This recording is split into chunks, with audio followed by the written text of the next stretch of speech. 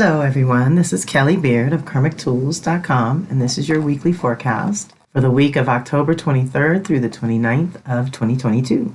So deep breath, y'all. This is going to be a long one. This is an intense, transformative week, and there's a lot packed in. This is your consciousness and your soul being activated this week. Very, very deep. Starting out on the 23rd, which is Sunday. Sunday's a big day. Tuesday, and then Friday and Saturday, big days. So we kick it off Sunday with Venus entering Scorpio until November 16th. As you move through the relationship work in Libra, many new layers of life and how connected to it all you really are revealed when she enters Scorpio. As new or sometimes old issues are exposed and brought into the light, you begin to realize that the love and abundance you've managed to attract or create is a direct reflection of your own personal values and self-worth.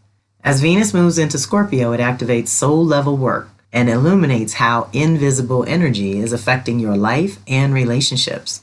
Ideas and beliefs that have become unconscious, hidden, or buried come into your conscious awareness at this time, rooting out any self-deceptions and/or bad habits which no longer support who you've become over the last 2 to 8 years. It's time to identify and release any self-sabotage, illusions, delusions, or inner darkness that is delaying your good or misguiding your power. It's time to distill your motivations back to their original essence and intentions. Define your own terms. What is love, abundance, beauty, life? What do you want and why do you want it? How will you create it or magnetize it in? Scorpio is the energy and lesson of karma and creation, holding us all accountable for that which we bring into being, and reminding us that willing and honorable sacrifice clears a space for magic to occur and invites the ancestors and invisible realms to contribute and assist. Venus in Scorpio reminds you that you are not the source of power, but merely a channel or vehicle of its expression in form. As a human with free will and choice, it helps to also be responsible and aware anytime Scorpio is kicking. Releasing deeper issues, clearing a space to plant the new seeds of potential, doing the 3D visible work, then stepping back and allowing the invisible power of source energy to breathe life into your intentions. It is the best use of this time and energy. It can be intense and often challenging, but if you're able to push through the discomfort and face any dark truths being revealed at this time, you will be cleansed, lighter, and better able to direct your power and shapeshift as needed for living on a planet that is based on the life-death-life cycle and a natural rhythm. Okay, deep breath. When we don't let things die, it's a problem. If we don't let things live, it's a problem. There is a cycle to all of it. So I've included my light and shadow lists, which are always fun to refer to. When Venus is in Scorpio, the light expression is all about the ability to operate from soul-level values and priorities, innate trust of your instincts and psychic knowing, valuing and pursuing your soul's mission, being powerful and magnetic in social situations. Your personal power, self-discipline, and self-mastery are up for renewal according to your values. Mastering your authentic power to create your reality, very important. Ability to acknowledge and honor your shadow nature on a regular basis. Knowing your own power and how to use it. Access to natural sensuality, sexuality, and magnetism. Going to the underworld and returning renewed. Ability to dedicate and focus with intensity. So, of course, a lot of this applies to those of you that live with Venus and Scorpio. But up in the sky gives us access to this periodically, and it is a good personal reset, especially since we just went through the Venus-Sun connection in Libra and reset all kinds of things with Venus. This is the midpoint in the cycle. I'm so excited for the new people that have gotten their books and are coming into the circle because reclamation is going to be so much fun. But I gave you the good. Let's look at the shadow list. This is the challenges we may face, and if we don't have them going on inside us, we may see them reflected in the culture and out in the world. So excessive need to control in relationships. This is the shadow of Venus in Scorpio. Being stubborn, stingy, and hoarding resources. Rigid resistance to change and suffering in silence. repression, self-sabotage, and living in survival mode. Okay, survival mode is only supposed to be momentary. We're not supposed to live there.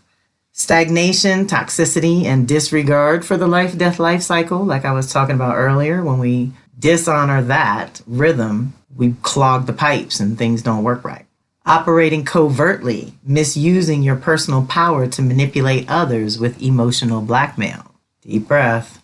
Creating negative karma through abuse and oppression, because you got to remember Venus is still relationships, so some of this darkness shows up when we have it activated there.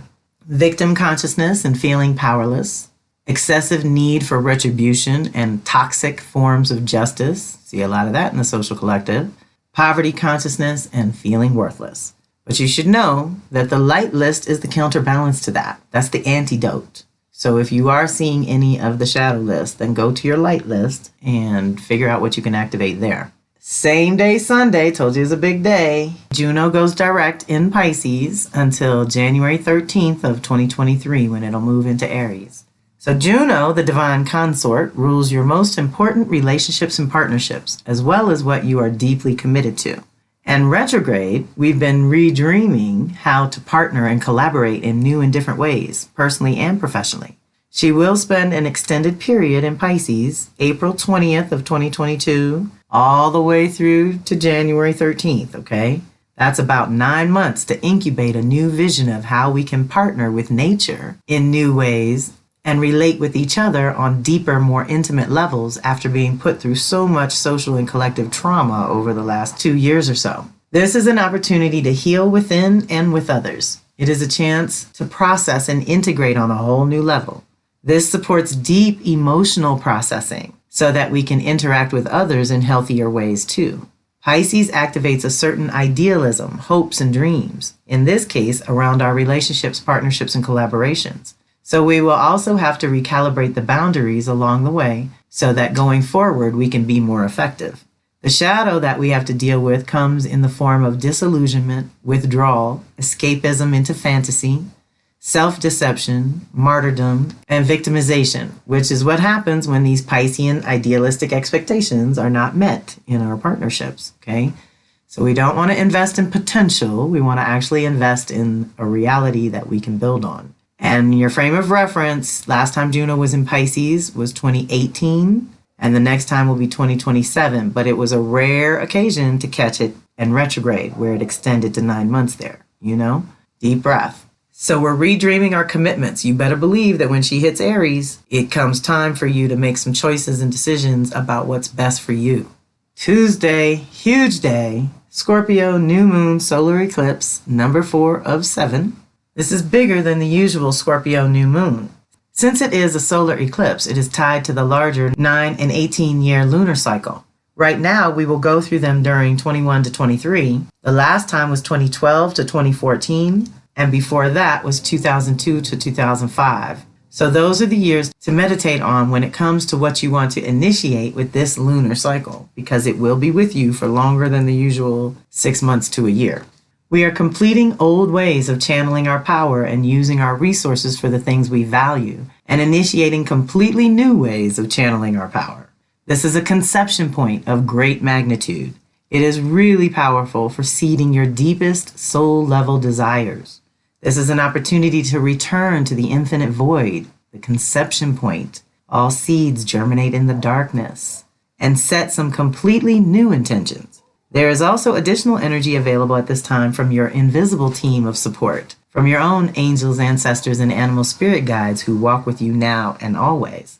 This new moon opens a portal of sorts, one that allows us to align with the ultimate power of transformation, transcending the current form on individual sun-moon levels as well as social collective levels.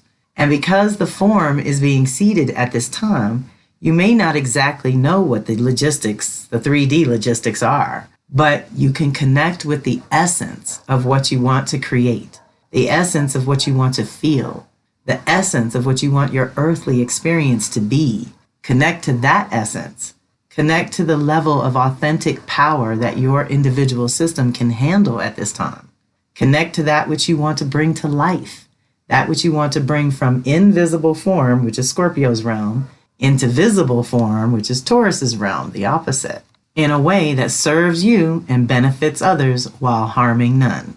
Then do your power wishes, Scorpio intentions, around initiating another annual cycle of transformation and manifestation. We are expanding the possibilities as we speak that enable us to combine our deepest core values with our most expanded vision for humanity, one soul at a time. Deep breath. This new moon asks us to get congruent with our inner and outer selves and renew our commitment to positive change. All of this speaks to the new realms emerging in place of all that has crumbled in recent years. Many sprouts of your hard work are breaking ground, and if not, I suspect that a clearing is in the works, so it won't be long. Hang in there. As you're setting your new moon intentions, consider how you feel about Pluto issues. Death, power, sex, money, taxes, resources, among other things. Renew your dedication to holding your own structure, owning your inner authority, and directing your personal power in new and better ways. All of that is getting an upgrade thanks to the current alignments in the sky pattern. So I would add here that it is also the time of year when we do the most readings and consulting with the ancestors, because it is the time we ask for clarity on all that has gone before so that we can make the best decisions about how to go forward with their blessing. There is an underworld journey of sorts that is available and customized for each of us. It is also an annual practice to honor the ancestors, so if you've been wanting to learn more, look for Yeye Louise Satish's Cracking the Ancestral Code every fall, and it looks like I'll be with her. So I've added the link in here for you to register for next month's community event is on the Taurus-Scorpio eclipses. So anyone with strong Taurus, Scorpio, Leo, Aquarius, or if you just want to deal with those houses that are ruled by those signs, come join us. It'll be Thursday, November 10th at 8 p.m. Eastern, which is 5 p.m. Pacific. And the link to register and donate is in here. And if you want something to do today on the 25th for the eclipse, Cinnamon Rose is offering her new moon energy sessions, which are off the chain. She channels the ancestors really clearly. She moves the energy through your body, helps us really clear out and reset. And I'm going to make every effort to be there myself, even though this is my anniversary. So I'll be doing lots of things that day on a new moon solar eclipse. But I encourage you to check out Cinnamon's Instagram page. Her new Instagram page is called It's Cinnamon Rose. And that's usually where she links her way to register.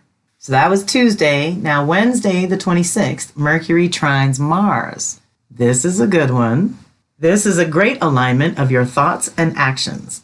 Clarity is effortless and you can follow your instincts. Be mindful of the element too. In this case, Libra Gemini is air. This is your thoughts, ideas, and concepts. But it is also the element related to the heart chakra. Deep breaths will assist with navigating this energy. Air moves energy and awakens things, clears and cleanses in its own way, and gives us a way to lighten up when it is needed most. This is a great energy which gives you the courage to think things through, and it activates your ability for strategic problem solving if and when necessary. You will have direct access to your authentic inner voice, so if you need or want an expressive outlet, you will likely find one. It's also a great energy for small gatherings for spiritual, creative, and/or intellectual exchange. Enjoy it. Just keep in mind your own elemental balance as well, and how you naturally work with the air element in your life. Then the next day, Thursday, October 27th, Mercury squares Pluto. So deep breath. We finally figure out what we want, and now we got to figure out how to shift some things to make it happen. This energy is a tough yet powerful one. Its highest expression would be to focus on your inner deep dig, discovery, and development. It enables you to look beneath the surface to some core drives and gain some valuable insights, and thus choose a plan of action based on your findings. You will want to know all the hidden meanings behind decisions you've made or want to make soon. Dig. You may find more than you think you're ready for, but apparently the universe thinks differently. Pay attention and try not to worry about what anyone else thinks or believes. This energy's flip side is to make you obsess over one particular idea and try to force others to your way of thinking. That is a bottomless pit. You cannot truly change the way other people think. You can only change the way you think and hope it enlightens others along the way. And it will, for those who are tuned into your frequency and on your level of consciousness. Try to only focus on you and your direction. Deep breath. Then on Friday, the 28th, Jupiter's still retrograde, but now it's backed up into Pisces, where it's going to go direct on November 23rd and re-enter Aries on December 20th, right around winter solstice. Thanksgiving and solstice. Think about Jupiter. So, like I said, it's still retrograde, and it's re-entering Pisces for the final time, completing a 12-year cycle. This is our opportunity to claim a new truth and story around our spiritual practices and beliefs. And because of the closure of a 12-year cycle, we can also use this energy to incubate a completely new vision for life. It is also immensely creative, so if your imagination is blocked, your job is to reconnect. And if you have a healthy, active imagination, then look for Jupiter to enhance any visions that come to you. This is its final chance to expand the Pisces house of your chart, thereby facilitating shifts in your Virgo, Pisces, Gemini, and Sag departments. Its retrograde back and forth over the Pisces-Aries cusp is helping us get acclimated to the new emergence story and this higher level of consciousness. Deep breath. So when it first started happening, I did some word association and streams of consciousness about the Pisces-Aries cusp. It's the ending and new beginning. It's the womb to birth, the completion and initiation from one watery, possibly dark, completely provided for state to a very different, fiery, bright, completely new, you're on your own state of being. Sensitivity, intuition, and instincts are all valuable and subject to imbalances. The social and collective planets are all active right now, moving our individual journeys along. Jupiter is truth, Saturn is purpose, Chiron is healing, Uranus is freedom, Neptune is imagination, and Pluto is transformation. So think about this: social justice, social structure, that's Jupiter and Saturn, collective healing, collective liberation, Chiron and Uranus, collective narrative, and collective rebirth is Neptune and Pluto. Meditate on those for a minute. By being responsible, meaning able to respond, committed, and awake, we can move into this new territory confident that all we need, desire, and deserve is and always will be provided. If you are co-creating with these energies, then keep in mind that water and fire are creative and combustible. Engage your earth and air to balance things out. In other words, if you're all caught up in being inspired and creative, you have to do more mental integration and physical maintenance in order to remain effective. I also did a huge post on Jupiter moving through Aquarius, Pisces into Aries because it's the ending and the new beginning, and I've linked it here. So for those of you that are interested, you can go check that out. It's got a couple of bullets list for each of them so you can know what Jupiter in each sign feels like. And then Saturday, the 29th, yay, the end of the Mercury retrograde zone as it enters Scorpio until November 17th. So Mercury in Scorpio is right after we've lingered in Virgo Libra. And so now we're going to go deeper and ask the deeper questions to our consciousness. Venus in Scorpio's got us thinking deeper about our relationships and connections with others. This is the time of year, y'all, where we retreat to the soul and ask for its input as we go forward. So Mercury in Scorpio is asking, what have you learned about your own personal power to create your own world? What do you think about your sex life at this time? How are you making yourself more valuable to the team so that you can establish more financial stability of your own? What mental attitude has run its course and needs to die so that a new mental attitude can live and thrive in real time? These are things to meditate on. Other things to remember with Mercury and Scorpio is that it's a conception point in some way, shape, or form. You're conceiving a new way of thinking, perceiving, and processing what you're learning as you navigate the year. Shadow work of any kind is deeply supported and particularly fruitful under this influence. It's time to activate your inner detective and choose to investigate with no judgment on what you discover. You are merely gathering information on your own mind, mental body, mentality, how you think, express yourself, and process the world around you. Those are all Mercury's domain. But in Scorpio, we turn into the inner detective, going looking for things that are undermining our choices. It's time to communicate on a soul level and connect with your deepest emotions, face your fears, research taboos, dig out secrets that are growing toxic, and renew your connection to your own soul. Deep breath. Here, we sometimes access our own unique raw truth, which is more or less challenging depending on your individual nature. But remember, you are not only uncovering dark negative ideas, thoughts, and concepts, but once certain things are brought into the light of conscious awareness, they can be transformed or transmuted so that the energy is liberated and freed up to be useful elsewhere. So too will you find your own buried treasure, hidden potential, and untapped resources that you have yet to consider. Deep breath. Anytime in the Scorpio realms we have to acknowledge our own shadow, I suggest giving it something to do so that it doesn't undermine your evolution in toxic, repetitive patterns. This is a good time to reclaim the power of your mind. What are you allowing to influence your thoughts and ideas? It's time to reset to your original blueprint and start fresh in some way. Remember the creative and destructive power of language. It is time to renew your language or learn a new language altogether. Deep breath. That transformation in Mercury and Scorpio, with Mercury and Scorpio, is so powerful. So, like I said, a pretty transformative week. Lots of new beginnings, lots of seed points going on. And while this is a solar eclipse, I don't believe we can see in America. The upcoming lunar eclipse, I believe, is visible throughout the US, just probably a little bit longer in different areas. So I'm very excited. And I will be doing something special on that full moon eclipse night. So stay tuned for that too. It's the night before our call, so I'll be able to share my magic. That'll be great. Oh, I'm so excited. And the other thing I'm excited about is a huge upcoming event that goes on for 9 days, kicking off October 31st through November 8th. The Council for Global Ancestral Reverence is hosting this 9-day elevation event. It's a very special, now annual event called Ancestral Souls Rising, when we honor the ancestors from all over the world, along with prayers, rituals, and ceremonies rooted in the African Yoruba tradition. We want to honor and elevate our DNA, affinity, and the long line of ancestors at this time.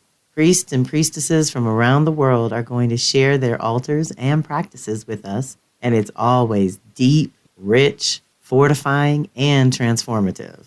We will all pray together each day for 9 days starting on October 31st, when we will have the opening prayer event live streaming on YouTube, and the YouTube channel is linked in the blog. Then they will illuminate the 9 layers of the soul, which also has a little overview linked in the blog, with a different pre-recorded video posted to their channel daily at 12 noon Eastern, which is 9 a.m. Pacific. And if I remember correctly, last year they was like available for 24 hours, or you had to be on the list or something like that. So when you register, you'll get all the details on how to access everything. But those daily 12 noon posts will start on November 1st. And then, like I said, posting a different layer of the soul every day through November 8th. I do believe registration is required in order to see these videos, but it's so worth the $21 donation, which I've also linked because they share so much timely wisdom. Deep truths are revealed and transformation is inevitable. You don't want to miss it, especially if you are into honoring the ancestors, or if you're just waking up and learning that that's even a possibility. I have a lot of new people that are realizing their dreams are informative and their connections to their ancestors are real and important parts of their lives. So join us if you feel so called. I'm over the moon, of course. This is my favorite time of year, and there's so many special alignments for us to tune into that promise a new day, a new beginning, if we can do our closure and wrap things up in a nice little bow as best we can.